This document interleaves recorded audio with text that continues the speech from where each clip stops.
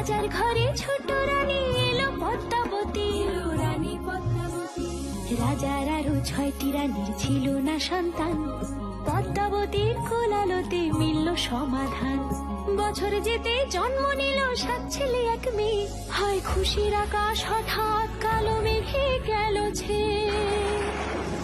হিংসেতে যায় জ্বলে পুড়ে বাকি 6টি রানী, যুক্তি করে ঘটায় ওরা 7 কুমারের হানি।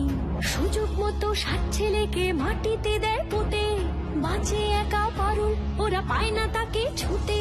ধাইমা বাজায় সেই মেয়েকে বড় করে তোলে, 7 ভাইকে পায় যে পারুল 7টে চাপা ফুলে।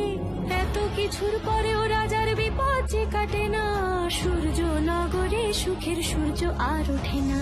হিংসা বিবাদ বিচ্ছেদ আর প্রেমের কাহিনীতে পারুল বোন কি পারবে 7 ভাই চম্পাকে জাগাতে।